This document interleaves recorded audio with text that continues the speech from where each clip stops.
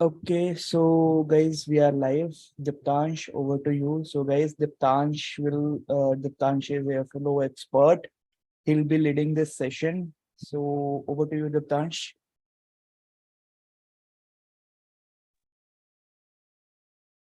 Thanks, Harshit. Hi, everyone. So as all of you know that we are here for getting started with the Apache Airflow. So as you all know, that Apache Airflow is a system, you can say, uh, which is a workflow management system we have. So it's kind of an open source system, which is under the umbrella of Apache Foundation. So let's start with getting, you can say, few of the information about the system and you can say creating few of the pipelines over there. So in the today's session, what we will be covering is firstly, we will be focusing on that what leads to what leads to the developers to create a new tool, which is Apache Airflow. Because earlier in the market, we have many tools which are helping us in the workflow management system. So why there is a need and what motivates us to create a new tool. Then we will be focusing on what is the architecture, what all core components we have inside this tool, what all unique features this tool have, which makes it a bit different from the earlier tools we have. Then we will be focusing on bit of Airflow UI, what you can say user interface it provides to us. Then we will be going through creating few of the DAGs, then what all main concepts we have, and then we will be jumping to the demo so that we have the better idea how we will be creating a bit of pipelines over there. So I think we can start with this.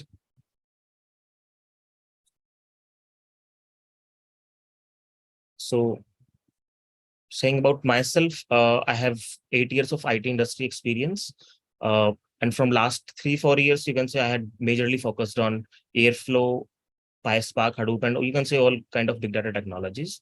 So I had worked with different kind of companies and currently working with one of the data orchestration company. I had worked with telecom operators as well and the medical healthcare clients as well. So a bit of you can see experience with the different huge big data technologies. Regarding DataCouch, DataCouch is a company which is dealing with providing trainings and consulting in generative AI, IoT technologies, 5G technologies, all big data technologies, decentralized computing, cyber securities, blockchains. So all of those kind of emerging fields, or you can say niche technologies, those we are getting covered at the DataCouch. Right now, DataCouch has given training to more than 150K participants all around the world. At DataCouch, we have covered more than 75 different technologies, with mainly focused on Web3, generative AI, big data, cloud, and data science, DevOps kind of technologies. So here, you can say the trainers, we have the industry experts with us, which are usually certified by Google or any of the renowned organization. So right now, DataCouch is partnered with Confluent, and he got the Global Education Partner Award for 2022.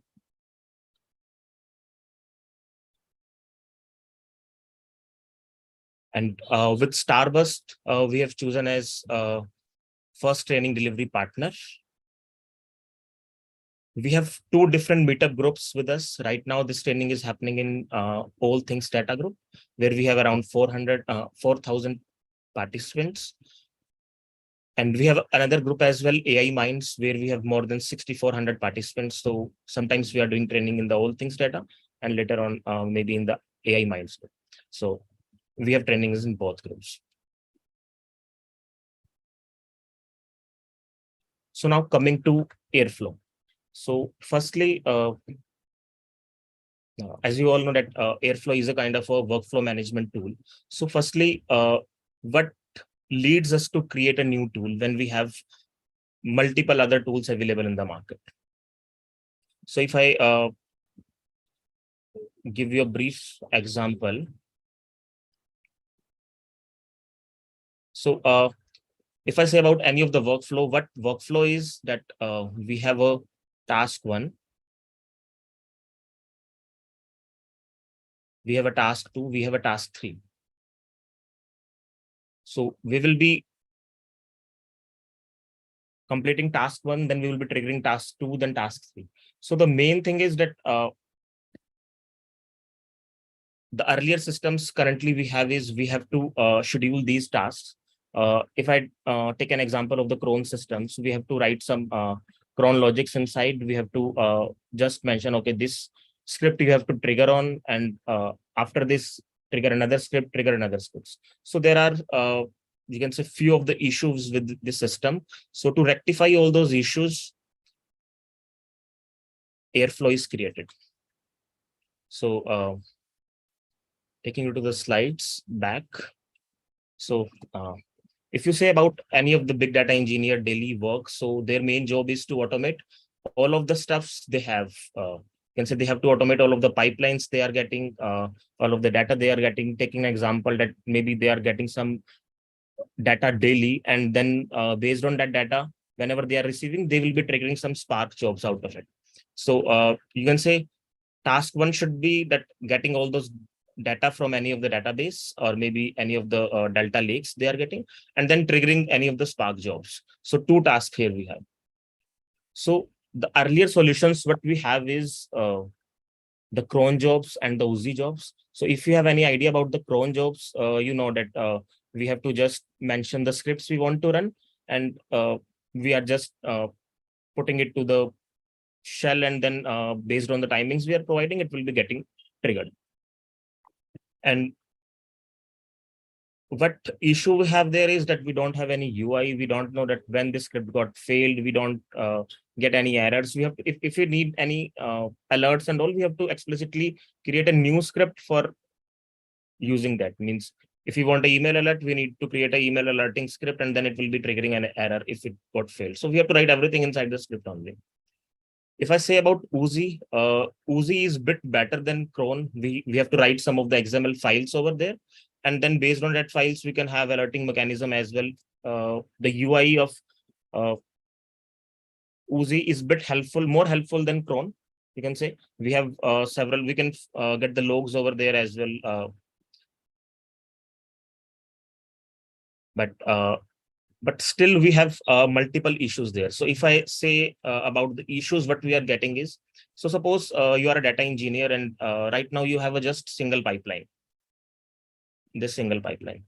If you have a single pipeline, it's good. You are working with cron. I think you will not be getting any issues there. But suppose later on time, your pipeline got increased. One pipeline, then another, second, third, fourth, and the task inside pipelines also increased. And suppose it counts till 100. So think of that, if you have 100 pipelines and you have to handle all those through crons or maybe Uzi setup, then how a real mess that will be. So to rectify these kind of situations, Airbnb created a tool which is Airflow. So there are multiple more issues with earlier kind of workflow management systems as well. So we will be listing those as well. So what all issues we have over here is, firstly, hard to maintain the versioning issues. Actually, what's happening right now is that we have XML files or maybe we have cron jobs. We got those scheduled, but we don't have any of the idea that that what we had scheduled few days back. So suppose right now, one of my colleague came and he changed few of the things in that cron job file. I have no idea what was happening yesterday. So what first thing Airflow did is that it created all of the code in the Python. So it's just a Python file. You can push it to GitHub and you can maintain their versions. So just a simple file, and it's managing the workflow as well. Second, dependencies between tasks. So as we discussed this, that If task one got completed, then second will be triggered, then third will be triggered. If there is only a cron job and due to some factors, task one didn't got completed, what will happen? Will it wait for the task one to complete, or either it will give us a failure? So what will exactly happen? So we don't have the idea regarding that. So Airflow is controlling that stuff as well. So it's creating dependencies between tasks. It's maintaining if we are not getting any results from the task one, what we have to do. So there are different versions, different, you can say, outputs we can create. We can wait for that. We can skip that task. So different kind of actions we can take over there. Now the scalability issue, which I told you over here, that if the pipelines got increased by 100 or thousands of pipelines, what we will be doing at Airflow, it's a bit easy. You will see when you will be going through the demo, it's a bit easy to manage all the pipelines there. Fourth one is the monitoring. Airflow is providing us a useful UI where we can monitor all of the stuff. Even we can have, you can say, last runs as well. Suppose we want to find out last 10 days results, how it behaved. So we will be getting that data as well on the UI of the Airflow. Last one is the rerunning. So if any of the tasks got failed, what's happening? So how we will be rerunning that? So if we have a cron job or Uzi job, we have to go there and we have to rerun all of the things. We have to change few of the stuff there and rerun. But over here, UI is providing all functionalities. We can just go and click off the task. We can get that rerun. So mainly these all factors created a need for a new tool, and which results in a Apache Airflow. So if I ask about what is Airflow, so firstly, Airflow is an open source system, which is helping us programmatically create workflows. मैं बैठ सकता हूँ ना तेरे side पे मेरी side पे जब तू Chakshu, can you go on mute? Yeah, thanks, Chakshu. Yeah. So what Airflow is, that it is an open source software which is helping us programmatically create pipelines, create management workflows, and create a schedule for them that when we want to trigger those, and monitor and providing alert as well for whole system. So this is the basic gist of the Airflow system. Coming to the history of Airflow. So if I start from the pretty basic, that Airflow is a kind of a proprietary tool which was developed by Airbnb. So earlier it was an internal project at Airbnb at 2014 when they started. In 2015, they make it open sourced. In 2016, so when it got open sourced, a few contributors came and they started updating few of the stuff over there. So you can say it's becoming more richer day by day.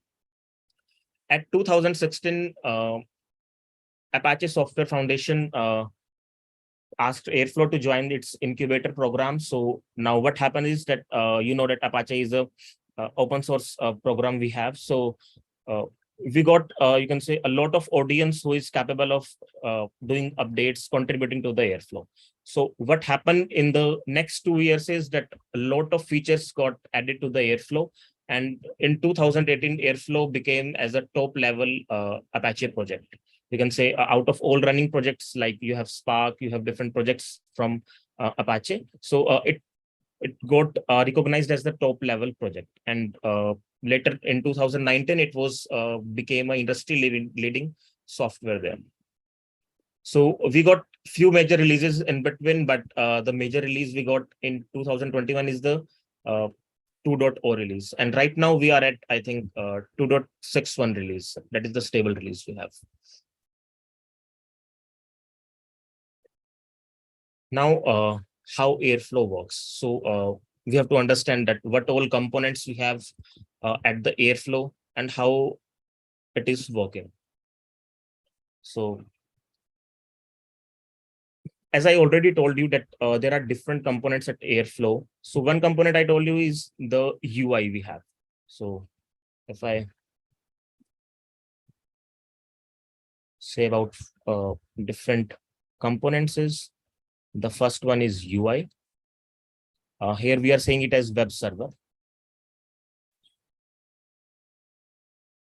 Second one we have is a metadata.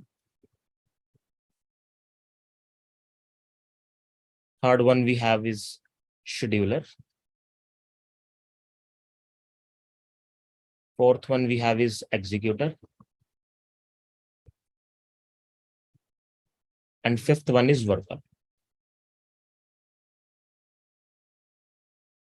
So from the name of all the components, I think you will be getting the bit of idea at what all these are doing. Starting from the web server. So web server is mainly responsible for creating all the UI, what Airflow has. So what all pipelines you will be getting, all the monitoring stuff, all the triggering stuff, it will be appearing on the web server. What is metadata? Metadata is responsible for storing all the stuff. Suppose all the pipelines, what all actions we have done. So all those stuff will be stored at the metadata. What is scheduler? Scheduler is responsible for scheduling all the tasks. So inside pipelines, we have defined few of the tasks. So scheduler is responsible for doing that all things. What is executor? Whenever scheduler is calling anything that I need to execute few stuff, then it will be passed on to executor, and executor will be starting executing that. So what executor will be doing ideally is executor has a queue. So whenever it gets any of the task from scheduler, it will put that task into the queue. So suppose it get 10 tasks, so it will be putting all those tasks into the queue, and all those tasks will be in first in, first out kind of thing with the queue. So so there is a worker. So worker is responsible for running all of the tasks we have. So whenever we find out, this executor find out that there is a memory available at the worker. So there is a resource available. So it will be pushing tasks from the queue directly to worker. Worker will be running that task. It will be coming back to executor saying, okay, this task is completed. These are the results. And give me another task. So what executor is doing now is executor is responding this same data to the metadata and the scheduler itself. Now scheduler will be providing the more task to complete. Executor will be giving it back to the workers, then metadata. So this kind of flow will go on. And parallelly, UI is interacting with metadata. So whatever information is in the metadata, which all DAGs it have, what's the status? Is it running? Is it queued? So there are different kind of status in the Airflow pipeline. So what's the status exact right now? So we will be getting information about that as well. So getting from this diagram is that we have a web server over here. It will getting all the data from its meta store. We will be having a scheduler, which will be scheduling the stuff and interacting with the meta store. This scheduler is directly interacting with the executor as well, which is responsible for executing all of the stuff. Then all tasks will be moved to queue. Then it will be shifted to workers. Workers will be running those tasks, and that will be coming back to executor, executor giving it back to the meta store. So this whole step will go on. So what all features Airflow has, which make it, you can say, a bit of upper hand from any of the other tools.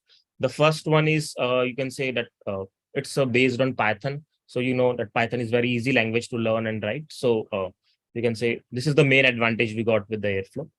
Anyone who is, you can say, layman in the Python also, they can come learn a bit of Python and then work on Airflow. It's a bit easy tool we have. We have a robust integration with the Airflow. So you can say with the Airflow, we can integrate multiple tools, starting from Kafka, Databricks, Spark. So we can have multiple integration here. And you can say all major tools which are related to big data are usually connected with Airflow. It's very easy to use, as I already told you. A useful UI we are getting. So you can say all of the stuff you can got from the UI, that what's the status, how alerting is going, how monitoring is happening, what's the code we have, how's the performance, all of the stuff you can get it from the UI. And the major advantage is that this is the open source. You need not to think about the license fees and open source tools. And if you want, you can go and directly contribute to the tool as well. So coming to the UI, so this slide will be showing you the brief idea that how this UI will be visible. So there are the one on the here is like example bash operator, example branch operator. These are the DAGs we have.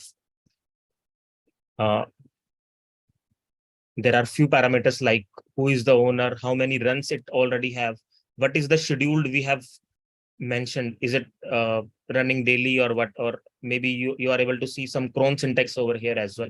So if you have idea about cron, you can know that okay, is it running daily or something. So we have a cron logic actually written over here. So when it was last run, what all recent task was there, how to trigger that. So these kind of information we can get it from Airflow UI. If I take you at bit of the programming thing, so what we have over here is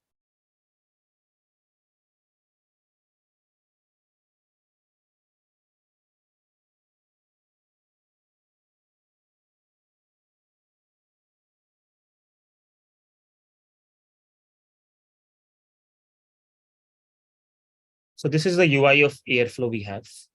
So right now it will show over here. This is the DAGs page we have. It will show over here that what all DAGs we have. Right now it's showing we have 0 DAGs, 0 active, 0 post. And these are the different menu bar over here that what all diagrams are there. So different kind of functionalities are there. So if you need to connect to any of the data provider, maybe we want to connect to the Databricks or anything, we can create any of the connections from here. We can provide variables over here. And if you need any of the documentation, we can go over here and we can learn. And if you want to learn about the Airflow API as well, so it's all documented over here. So I'm showing you few of the things from the code as well. So if you want to run Airflow at your machine, so first thing you have to do is, if you want to have an easier way, so what you have to do is you have to create a Docker. You can say you need a Docker at your machine. You have to make that up, and then you need a stable file from Airflow for that version for the Docker. So right now I have this Docker file from Airflow. So for downloading this file, what you have to do is you just have to go to this URL. So this is the URL we have, that Apache Airflow stable Docker. This, if you just go to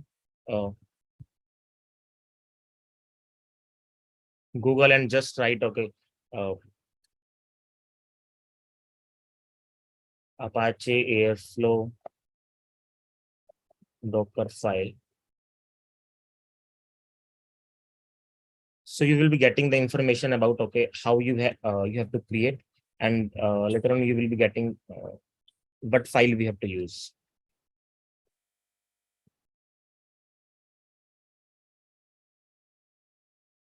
So this is the file. You can just search and get it downloaded from the internet. So right now I have downloaded the stable version with me. If I give you a brief idea about this file, so there are few of the environmental variables written over here, like what executor we have, SQL connections, examples, and API authentications. If I search about password, so it shows me that, okay, the username and password for running this Airflow system is Airflow and Airflow. So whenever the system get up, you have to use this password, Airflow and Airflow. And few of the things like Airflow core load examples is false. So what it means that whenever this script is running, this file will be loading. You will not be getting any of the example DAGs with you. So if I make it true,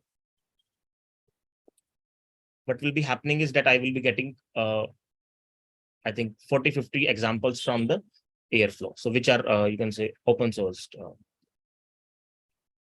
Giving brief idea about this, that here we have a Redis port at the back. So Redis is majorly responsible for the queues, a web server, a scheduler.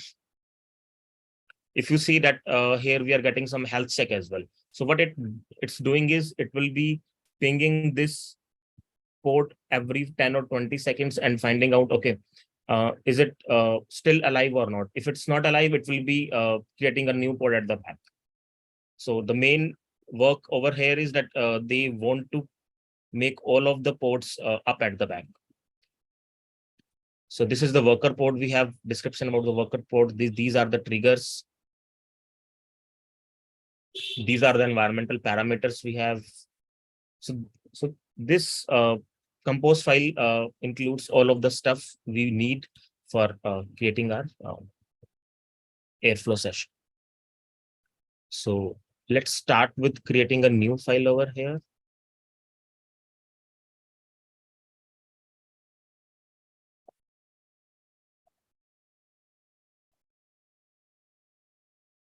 So I will be creating a new DAG over here. So DAG is just a pipeline I have. So we got the idea about the UI we have with Airflow. We got the idea what all functionalities we have. Now coming to the DAGs. So if we have to work with Airflow, we have to create pipelines. We have to be dependent on the DAGs. So DAGs is a term we used for a pipeline over here.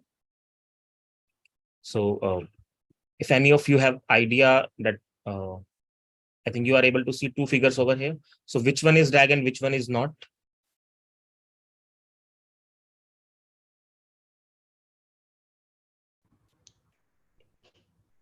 So the first one is the DAG because it's acyclic. Okay. And the second one is cyclic. That's why it's not. So if I go with the definition, the DAG stands for directed acyclic graph. So directed means there is some direction, there is some flow in which we are going. Acyclic means there is no feedback loop with us. It's just a single direction. It may be binary, it may be any number of flows, but it will be in a single direction. It's not a backward kind of thing. And graph, you know that if we have nodes, if we have edges, that is considered as a graph. So both are considered as a graph, but both are not considered as a DAG with the Airflow. So the first one is a DAG and another one is only a graph, because from T5, we are getting a cyclic loop to T1. So this make it unfit for a DAG. So ideally, what we are representing a DAG is that a DAG is collecting all the tasks we have, like T1, T2, T3, T4, and T5, what all dependencies we have, and what's the relationship we have. So after T1, we will be triggering T2 and T3. After completion of T2 and T3, we will be triggering T4 and then T5. So this is kind of relationship in between them. So T4 is dependent on T2 and T3, and they in turn dependent on T1. So dependencies, relationships, and all the tasks we have. Now, what all core concepts we have with the DAGs is, first one is operator.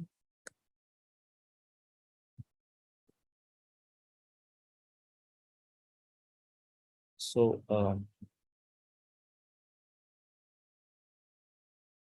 what operator is? Operator is an object which is responsible for performing work. So what it means is that we have an operator. You can say it's kind of an object we have. And inside this, we are using some functionalities of this operator. And then we are performing our own task. So this operator can be of different types. So right now we have 2-3 different types of operator. So the first one is action operator. Second one is sensors operator. So action operator is something which is responsible for creating any of the actions. Like if you want to print anything in the Python, so what we need is Python operator over here.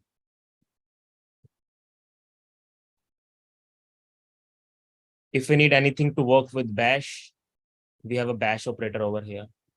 Sensors is a kind of thing that if we want to sense any of the functionalities, like considering a file sensor,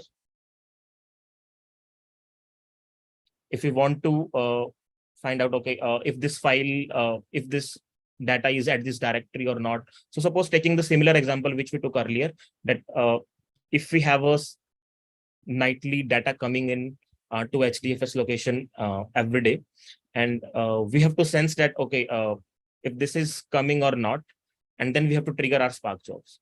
So earlier what we were doing is that through cron, we have a time defined, okay, at 12 at the midnight, just trigger this one. Even data appeared or not, they need not to have worry about. So if it fails also, they are not bothering about it.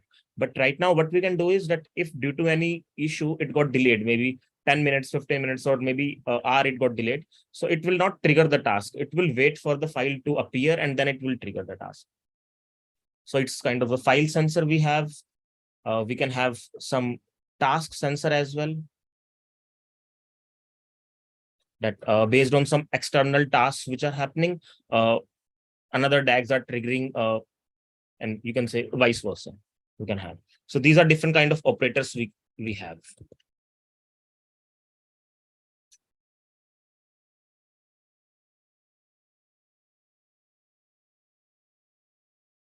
Now task. So whatever things we are doing with the help of an operator, like printing anything, sensing anything, that is considered as a task. What is a task instance? So suppose taking the same example, we have a nightly build scheduled. So every night at 1 a.m. it's getting scheduled. So 1 a.m. at 9th of June is a different task instance. 1 a.m. at 10th of June is a different task instance. So doing same task, but at a different instance of time is considered as a task instance. Dependencies, that whatever relations we are defining in between the task, that is considered as the dependencies. And the main thing is the scheduling, that how we are getting that scheduled. So what intervals we are giving there, and it's kind of that daily, nightly, that kind of things what we are doing. So I think these are the bit of basics about Airflow. Now we will be going to the live demo and we will be creating our first DAG there. So I think it will be helpful for you guys to create the DAGs.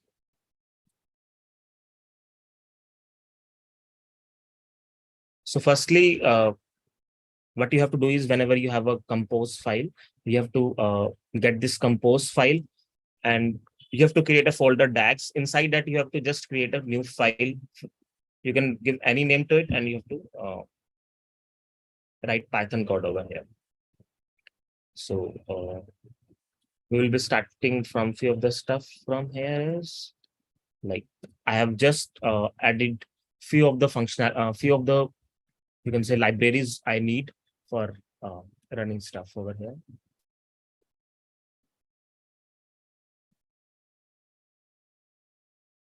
So if you get idea from the top is that we are just getting a datetime library, which is mainly responsible for scheduling all the stuff.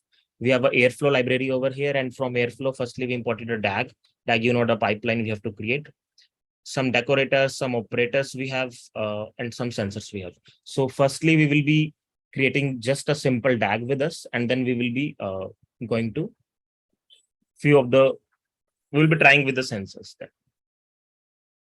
So now the syntax with the DAG is very simple. What you have to do is you have to just use the context and you have to use with DAG.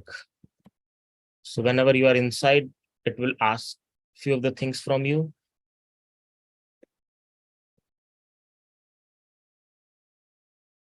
Like you can write it as that. So you have to give some name to this. And you can define any of the tasks inside this. So maybe you can consider that, then we can define task 1, then later on task 2. Fine. So how to identify this DAG? For identifying this DAG, we have to give few of the information over here. So firstly, we have to provide DAG ID. So suppose DAG ID we provide is Airflow introduction. Then the major things we have to provide is that from when we want to start that. So start date for this. Here we will be using the date time function. And inside that, we can provide any of the date. Right now, I'm giving just a random date to it. Then we have a schedule interval to provide that when exactly we want this one to schedule. So we have to provide some parameters over here. Like so here we can have multiple things like we can provide even like this daily, monthly, or hourly kind of things as well. And we can have a cron syntax as well, which we used earlier. So it will work both ways. Whatever comfortable to you, you can write that way. Now I'm using a new parameter over here is let's catch up. Right now I'm putting this one as just false. So I will give you an idea that what it is that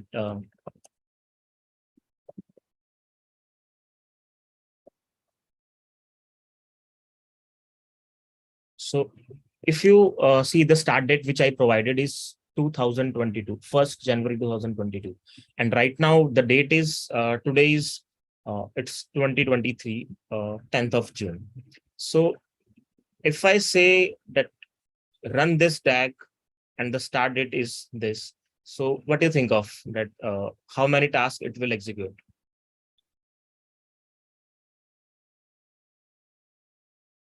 And this schedule is showing that we are executing it daily. So it will execute, you can say, all the tasks which we have. You can say 365 days of the 2022, and I think 150 days for the June as well. So it will create around 500 tasks for us. So what catch-up is doing is catch-up is responsible for triggering the task. If we consider the catch-up as false, it will be only creating the tasks which are after or maybe for the current date only. It will not be triggering the tasks which are for the previous dates. If we are using it as a true, it will be triggering all of the tasks which I have. So all 500 tasks it will trigger. Right now, I will consider this as a false only. And I'm adding one more parameter to this is tags. Actually, this is responsible for getting a better idea that what our task is actually doing is. So what I will write over here is that it's whole airflow, so no need to write airflow. So I will just write intro. So it's just an introduction tag we have.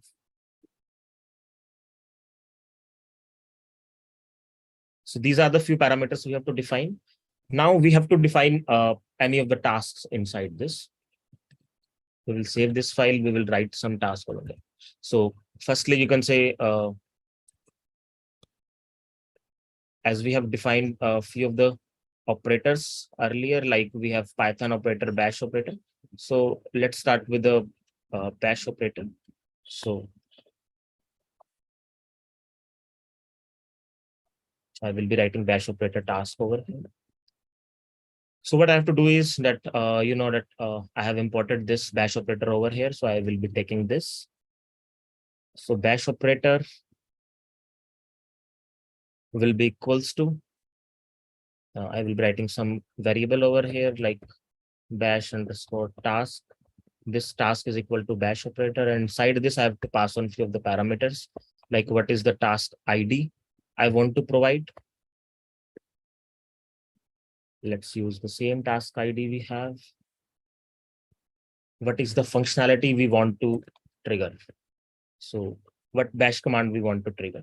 So suppose we just want to echo like, hey,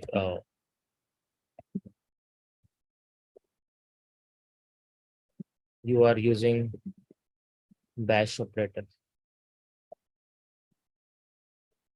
first time. So this is kind of message we can print, or maybe we can have any of the bash commands which we want. So this is a simple task we have created.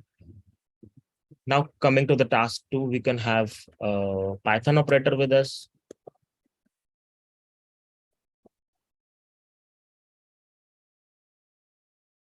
On the similar front, what we can do is we can have a Python operator with us. We can provide a name to it, similar name like Python task, which is equals to Python operator. Inside this, we have to provide similar way task ID.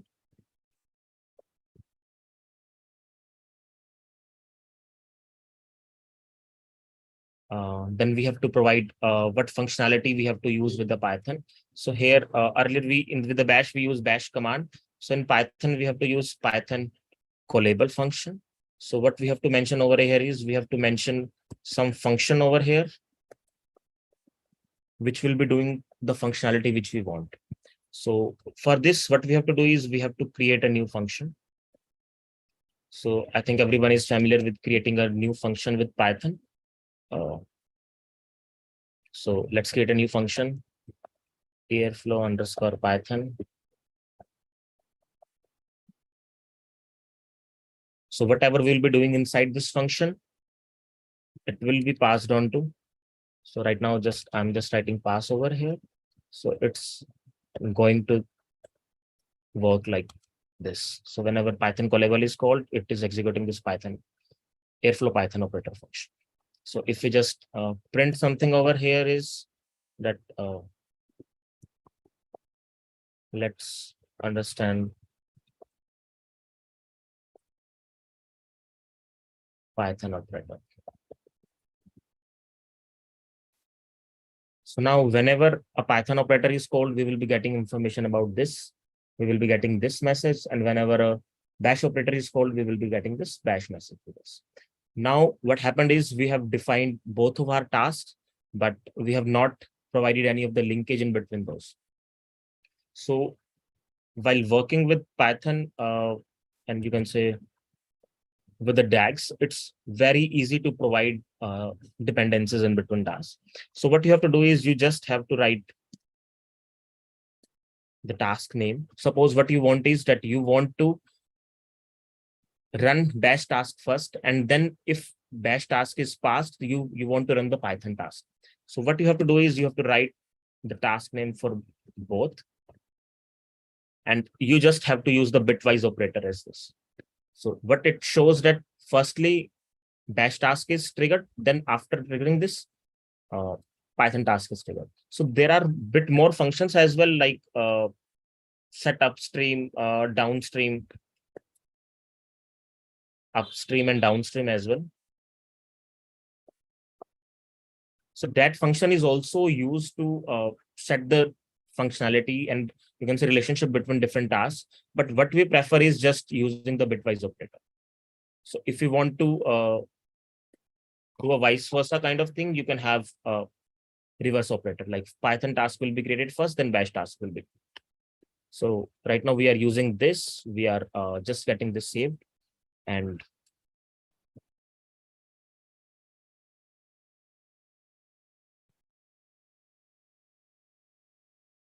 yeah, Fedel, I think it's a typo I did. It's SketchUp. Thanks, Fedel. So what we have done is we have created a first tag with us. So now we will be going to the UI over here. We will be doing a refresh. And the main thing over here is that whenever we have any error, Airflow is not able to parse the tag, it will be showing it to us. So right now it's giving us an error and it's giving, this is the invalid syntax. So now we have to go there and we have to find out why this is an invalid syntax. So it's giving the error at line number 22. So go to line number 22 and it's saying this bash command is a invalid syntax. So any idea why we are getting invalid syntax over here? Anyone from the team? So if you see, we have just missed a comma over here. So when we save it, we go to the screen, we get it refreshed, error code go away. So one thing while working with Airflow, you have to understand is that Airflow is not a real-time system. It may be that you are writing few of the things over here and you are going to the Airflow UI and searching, and you will find out that, okay, changes are not there. So what happens at the Airflow end and the scheduler end is that scheduler is poking the database after every, you can say 2 minutes. And if you're not doing it explicitly, and UI is doing it at every 30 seconds. So you will feel sometimes that you are doing some updates over here, but you are not getting it on the UI. So right now we have done the updates. We are getting this. We are not getting any error over here. It means our Airflow DAG is good enough to run. So now it's showing that we have all one task with 0 active and 1 DAG is the post. So for enabling DAG, what we have to do is we just have to unpause it from here. Now you will see that right now no runs over here, but you will see one successful got over here. So based on this schedule, we will be getting the last execution time and the next run also. So if I refresh it from here, we will be getting, okay, how many tasks we are getting, how many, you can say tasks are still running or on. So what it shows is that this is the last runtime and this is the next runtime over here. We can have this auto refresh over here as well. We can get it enabled and disabled.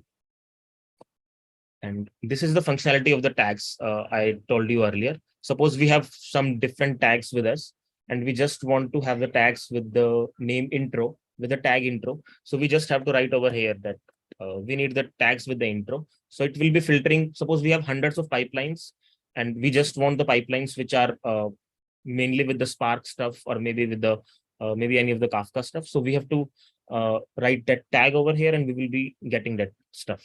Need not to go through all of the pipelines. Maybe if we have 100 pipeline, 200 pipelines, no need to scroll to any of the pages. Just write the tag over here. You will be getting your pipelines with it.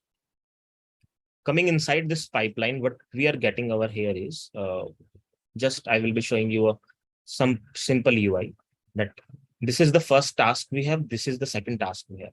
So if you are able to see that the boundary around this task is green. So what dark green shows is that this task is already completed and this is a success task.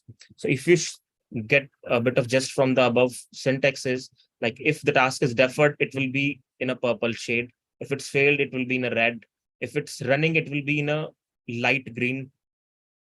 If it's up for schedule, if it's stream failed or whatever it is. So there is different color options we have. So it will be showing to you. So now there are different details about this task we can have. So if we want to go to the logs, what we have to do is we just have to get it. We just have to click over it. Firstly, if we are hovering over it, it will be letting us know, okay, when this task got executed, what is the run ID we have?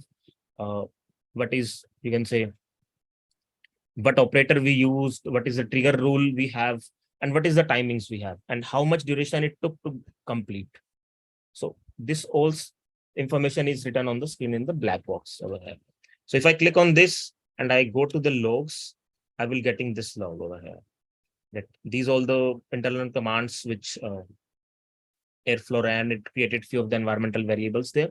Then when it comes to our task, it ran this command, a bash command with the echo command over here. And here we got the output from this subprocess. This returns in the task got completed. So if we want to explicitly mark this task as failed, we can do that as well. So suppose we find out, okay, this is the wrong functionality we did. We want to mark it as fail. We can do that as well. Suppose coming this way, I just come and mark this one as a fail. So it will ask from me, okay, do you want to mark it as fail as well? I will, if I will say, it will mark it as a fail. Now it will be coming in a red. format. And from here, you can see that you can see last 25 or 100 runs from here. And right now only one run is there, so it's not showing to you. Let me go over here. If I explicitly trigger it. So right now, so this is a button to explicitly trigger the DAG. If out of the schedule you want to trigger, you can trigger it. Right now, there are 2 success messages for this. So whenever I'm going to this, I'm going to calendar, and now it's showing me 2 scheduled. It's showing that one I have triggered manually and another one was the scheduled one. So this difference is showing into the runs which I have created earlier. Now coming to the grid view, in the grid view, if I have multiple tasks, it's showing all the tasks over here and all of the functionalities like which all got passed, which all got failed. So if I click on here, I will get, okay, this task got failed. And what is the issue with this task? I can get all details about this. What all details, what more details are around that task? What are the logs with that task? So I will be getting all the details regarding that. So from the grid view, so whatever view is best for you, you can go through that. You will be getting all the information there. So all of the logs I will be getting over here as well. If I click over the Python task, it will be giving me the logs of the Python task. So what we marked in the Python that we will be with the Python task, we have that let's understand Python operator. So if you come to the screen, inside the Python task, we got, okay, running this as a success, and then DAG ID is this. Okay, let's understand Python. So we are getting this. So it means this task also got completed. So this is the basic simple DAG we have created. So let's now focus on we have consider few of the operators over here, like action operators. Now going to the sensor operators we have. Consider a task sensor operator with us. So what I will be doing is I will be creating a new file over here.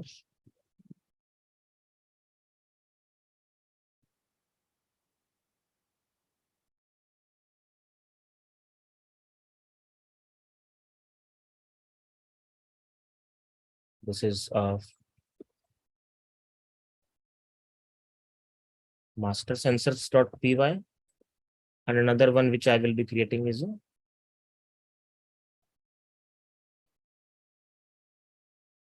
slave sensor.py. So what the sensor is doing is, so as you know, the functionality of sensor is it's sensing something, and if it got success, it will be triggering the another thing. So right now, what functionality we have is that we have a DAG running that is a slave sensor. If that DAG goes succeed, then we will be triggering a master sensor. So we are having a sensor inside a master. And so you can say that this slave is not a sensor. This slave is just a task which we have. So sensor is mainly inside the master. So slave is just a DAG we have. So coming to this, we will be picking up few of the syntax from here, like all the libraries. And then maybe the introduction of creating the DAGs.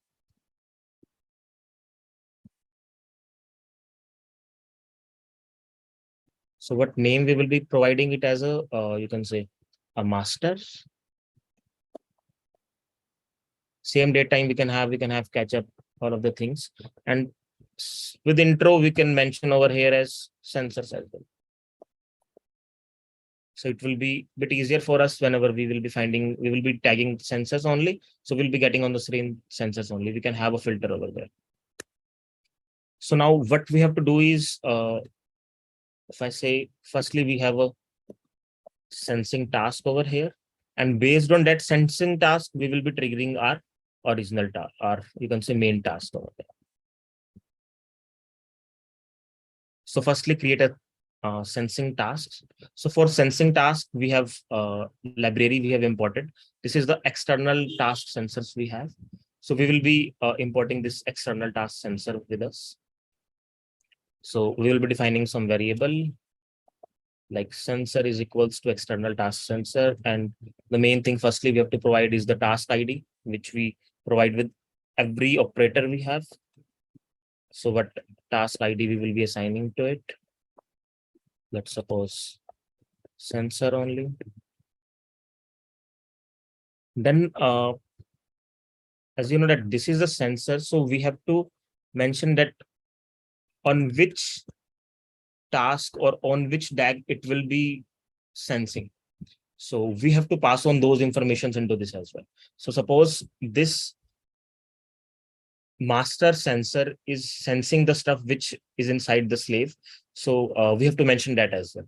So right now we have few parameters over here is like we have external DAG ID. So this is the DAG ID where we have to write that DAG ID which we will be sensing. So right now we don't have any DAG ID inside the slave, so we are putting it as an empty right now. So and external task ID we have to also mention that inside that DAG which task we have to focus on, or we have to focus on all of the tasks. So let's consider creating the task ID inside that is a task underscore one. And the DAG ID we make is just create a simple one as a slave as well. So whenever we are writing data as well, writing the slave DAG, we will be using this ID zone. So we have to use quotes there. So this is a kind of a simple sensor we have created.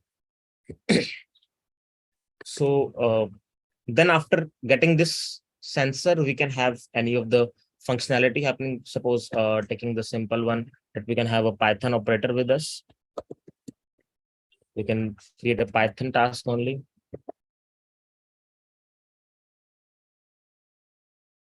With the task ID as Python task and any of the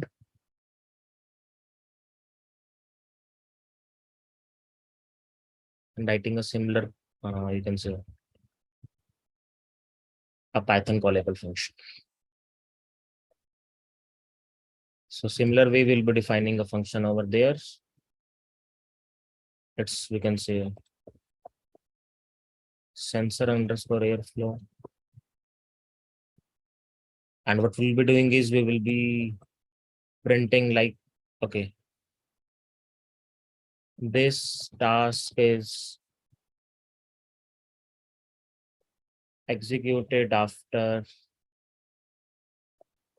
sensing the execution results from slave DAG. So what it will be doing is when we are done with our slave DAG, it will be sensing that and it will be triggering the stuff over here.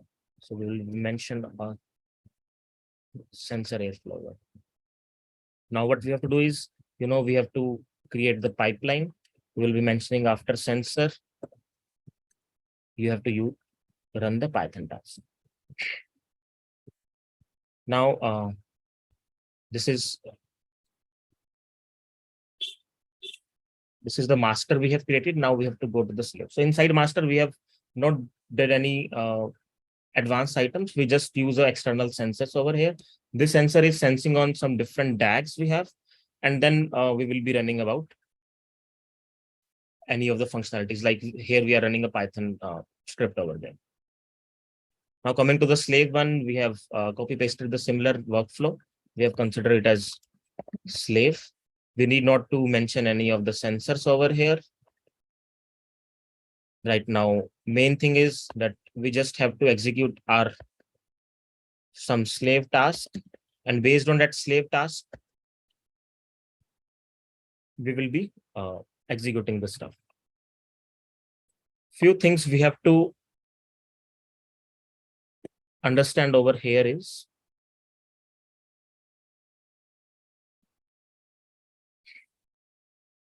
that when we have defined master sensor, we have given few terms over here, like external DAG ID, external task ID. So whenever we are defining few stuff, these stuffs into the slave DAG, we have to consider that as well. So task ID here should be task, or suppose we have Okay, right. Task ID over here is task_1, and DAG ID should be slave. So S should be in this mode. So this is the syntax we got over from here. So we will be running this task1. This is the slave task we have. And when this task got completed, we will be getting a master sensor with us. That master sensor will be enabled. Now, what we have done is we have updated this sensor airflow as well. So yeah, we have to update this message as well. So this is a slave task.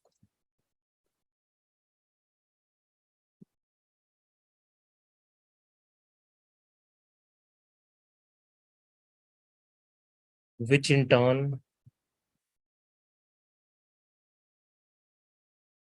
execute a dependent task.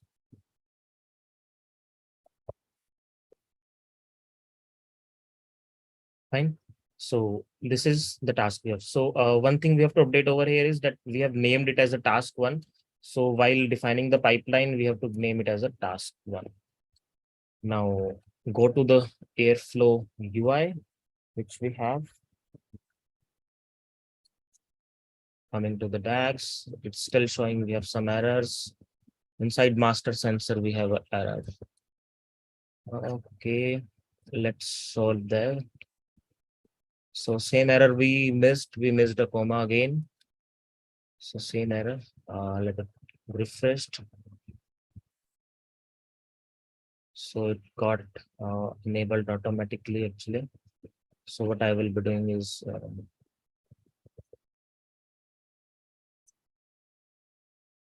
so I think we have to wait for a few minutes, or either what we can do is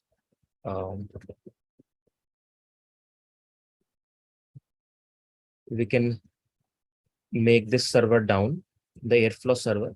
So for making Airflow server down, what you have to write is you have to just write Docker compose and down. So when you will do this, the Airflow server will be getting stopped.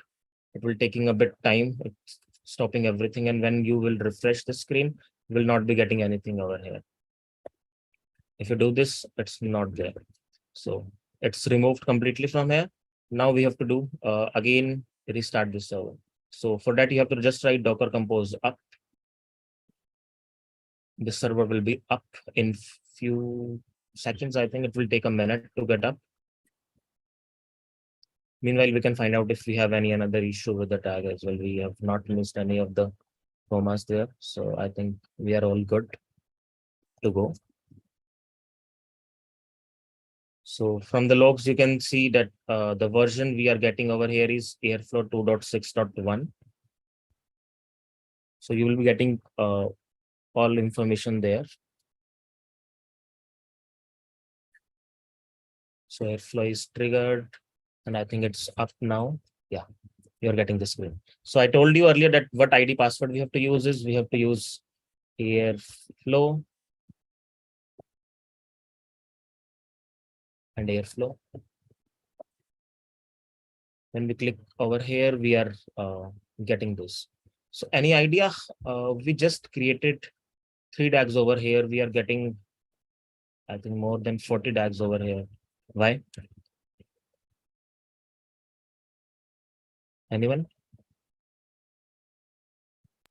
The example that is on. So I think we have made that on. So we have to make this false. Maybe for later, we can make that false if you run. So now we can have a good understanding about the filters as well. We can just write what filters we use. That was sensor.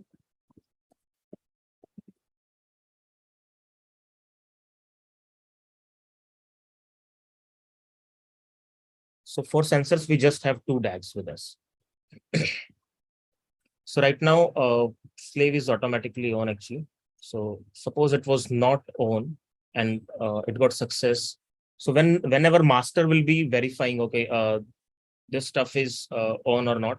So if I see over here is that this step is still in running. if I go over here and find out why this step is still running, it's not going to get completed is, I will go over here. So if you see from here is that this sensor is still in running and Python task is not yet executed. So light green is still running. So click over here. If I go inside the log is, so what it's showing that it's inside the master and it's poking for the task one in the DAG slave. So it's searching for the slave DAG and searching for the task one from there. So coming back over here, if we execute explicitly any of the tasks from there and we enable this, it will be considered as a complete one.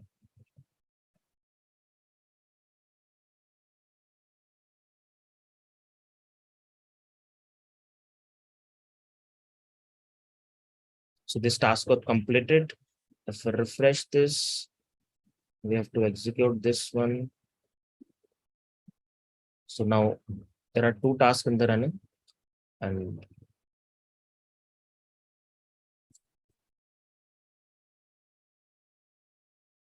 in both of these tasks inside running, we have to find out, okay, let's mark as failed.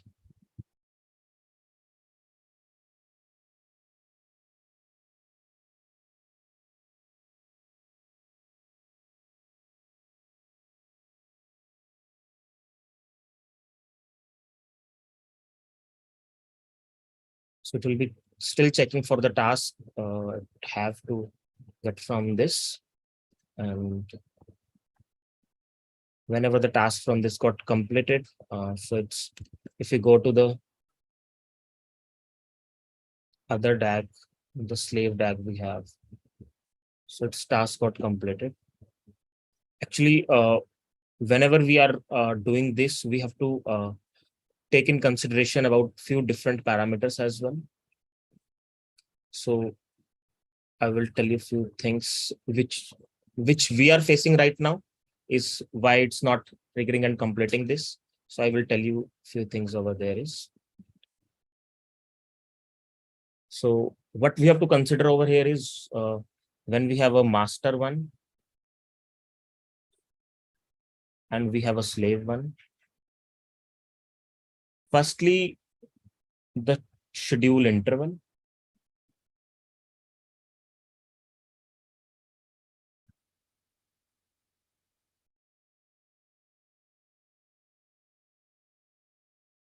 So if schedule interval is same for both, suppose here we have 8 p.m. or here also 8 p.m. If it is same for both, then it will be running easily. It will not be facing any issue. But suppose there is some delay in between these. So ideally, we have to mention few parameters over here is like you will be getting over here if we write this. It's not showing over here. So few different parameters what we have over here is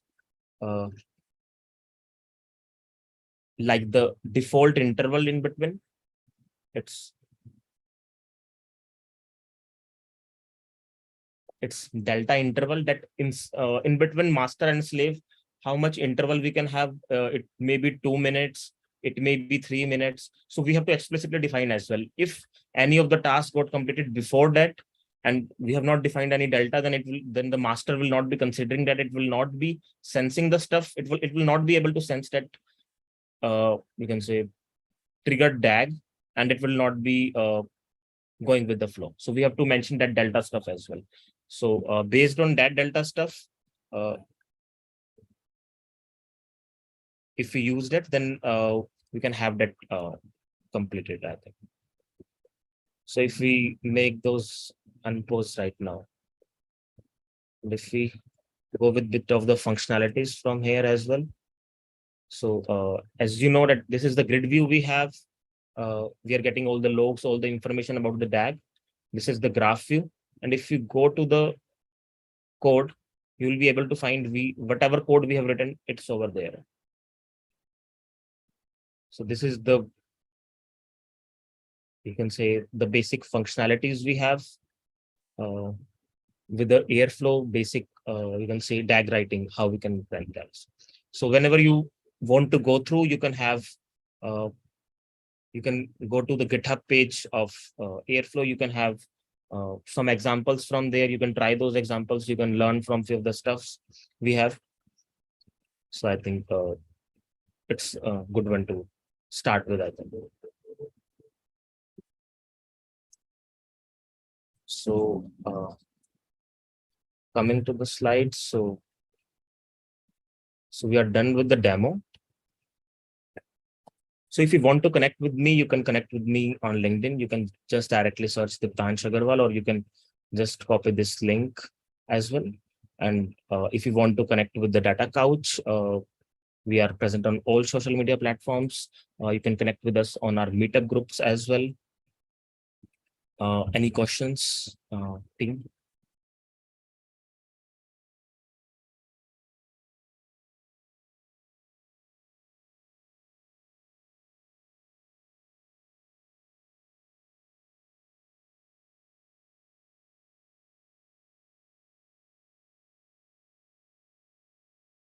So I think if we don't have any questions, then we can wrap up this session.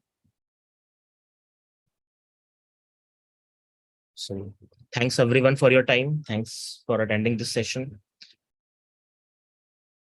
Thank you so Bye. much all for joining this wonderful session. I have shared one feedback link in the chat. Please feel free to give your feedback regarding this webinar. We'd love to host you in another webinar as well. So please join our meetup groups. You will get latest updates regarding the new webinars that we are hosting. Yes, Fedel, it is live on YouTube. So whenever, if you have any doubts or you want to clear something out, you can just go to our YouTube channel, that is DataCouch, and you'll find this video over there. If you have any doubts or any issues, please do share your questions. Yeah, Akshat is having one question. Diptansh, please.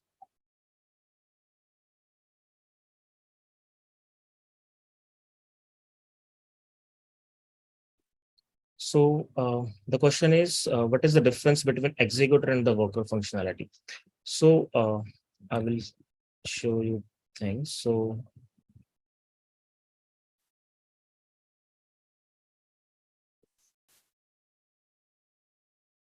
if I delete this, so we have two different terms. One is the executor, and another one is worker. So what executor does is, executor is interacting with scheduler.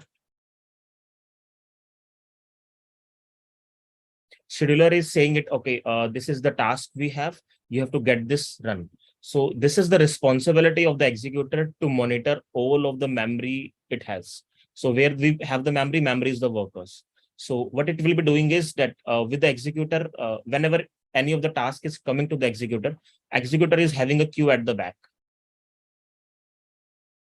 So right now we have seen that we have a Redis queue with us. So what executor is doing, it will be pushing all of the tasks into the queue. And what worker is doing is, worker is, you can say, responsible for running that task. So you can say that with the executor, we just have that much memory, which is responsible for using a queue, pushing the things and all. But with a worker, we may have, you can say, GBs of memory where we can exactly execute few of the stuff with us. So maybe if we want to submit few of the jobs, we want to connect with the Databricks, we want to connect with any of the databases. So all of those stuffs, getting data, putting those data, that will be done through the workers. So worker is responsible for actually doing work. And executor is just a supervisor, you can say. It's just assigning the work to worker, and worker is performing that. Then worker, whenever it's done, worker is coming back to executor. Okay, this is done. Then it is picking up another task from the queue, doing the task, coming back, picking task, doing the task. So that kind of thing it's doing. So one more thing, that when all the tasks are in queue, those will be marked as scheduled. When worker picks that task, it will be considered as the running task. When it goes to completion, it will be considered as the completed task. So worker will be picking the task, the status will be changed at the executor end, and similar will be, you can say, passed on to the meta store as well. So it will be updating on the UI. So these all are the main, you can say, components which are interacting with each other. So one here, and another UI over here. So did I clear your doubt, Akshat? Yes, thank you. I have one more question. So you mentioned an example of, let's say we can run Spark jobs as well, right? Like we can schedule some Yeah. kind of. So when you say worker does all the working, like so where is this installed? Like is this whole setup, the worker node is the same as the Hadoop worker node on top of it, No, and it. no. So one thing you have to understand is that Airflow is just a workflow management system. It's not executing anything for you. So Yeah, if that you I have to understand. execute anything, suppose you have a Hadoop system, if you want to run your Spark jobs there, so Airflow is not bothering about that. Airflow is just bothering about running, or you can say triggering those. So the worker which I am saying over here is the one which is sending the message to the Hadoop cluster. Now your Hadoop cluster is mainly responsible for doing everything. So it's not that if you have a petabyte of data, you can process that data with the Airflow. It's not. You have to use your Spark jobs. You have to use your any of the lakes and all, but you cannot do that functionality from Airflow. And Airflow is also not able to process the real-time information. So Airflow is a system usually where we can have just a batch kind of workflows. If you say that Airflow can directly work like a Kafka thing, that real-time messagings are coming to this and it will be doing all the processes, it's not. As I already told that on the UI and the scheduler stuff as well, there is a delay of 30 seconds to 2 minutes. So if we are considering this as a Kafka, if we try to use it as a Kafka, it will not work. But yeah, few integrations we have, or you can say few providers we have where we can have it connected to the, what you say, with the Kafka, and then Kafka connector will be doing few stuff, and then it will be pushing it to Airflow as a batch part. So their Kafka connector is doing whole work, not the Airflow also.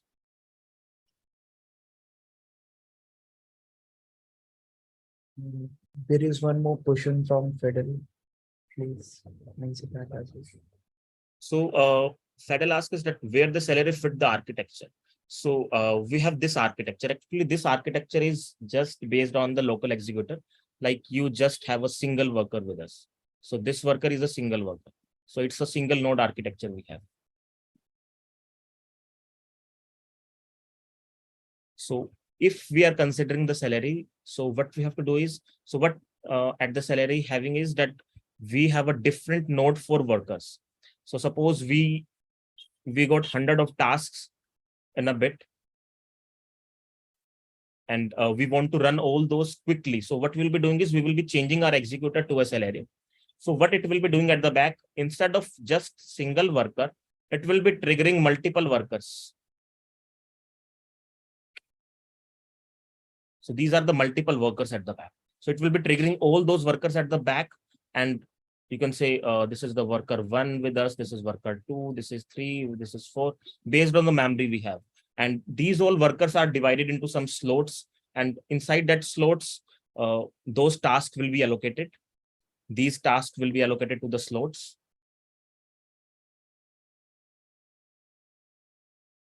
And usually every worker has 10 or 16 slots based on the configuration we have. So whenever those assigned and that got filled, it will create a new worker for us if we have a memory allocated with the salary at the back.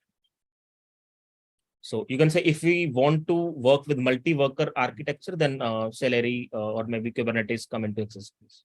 So the main advantage with these that we can get it scaled enough if we have resources at the back. So it's not that much easy to scale enough, but yeah, with these architectures, we can handle these stuff pretty easy instead of just a local executive. Yeah.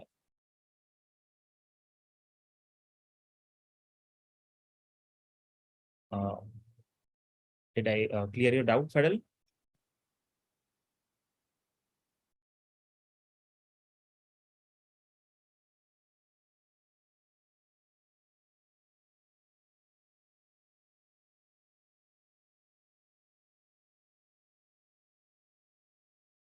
Yeah, fine, Fadal. So one more question, that can we have a dynamic pipeline generation? Maybe, yeah, we can have dynamic pipeline generation as well, but maybe as maybe we are out of time, we can consider that one for our maybe next session. We will be scheduling next session soon, and maybe we will be posting it in the meetup group as well. So there will be considering that topic as well.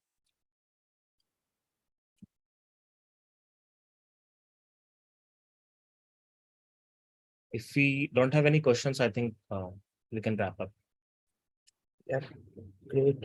So guys, thank you so much once again for joining this session. Hope you have learned the basics of the Airflow, how to get started with it, and how to create DAGs and schedule some workflows on Airflow UI. Please do fill the feedback form. Would like to hear from you. How do you find this session? Also, it has one column where we are asking which topics you would like to cover in future sessions. Please do share those lists as well. One topic would definitely be dynamic pipeline generation. So soon we'll be scheduling that particular meetup. As of now, we have two different meetups scheduled on two different groups. So if you see in AI Minds, we have one meetup, AI for everyone. If you want to get started with AI and want to learn how you can leverage the power of AI, then please do join us on that meetup. Otherwise, if you want to explore how you can build data lakes using Apache Hoodie, how you can work with Data Lake House, then you can register yourself at All Things Data. We'll be discussing how we can use Apache Hoodie and explore the uh, power of Apache Hoodie with respect to that. Please do follow us on LinkedIn, and you can follow us on YouTube. This is YouTube Live. And if you have any doubts, please do share in the comments on YouTube, or you can just mail us on inquiry@DataCouch. We'll definitely love to resolve your doubts and issues. So thank you so much, guys, once again. If you have any questions or doubts, please feel free to unmute yourself. Otherwise, we are done for the day. Thank you.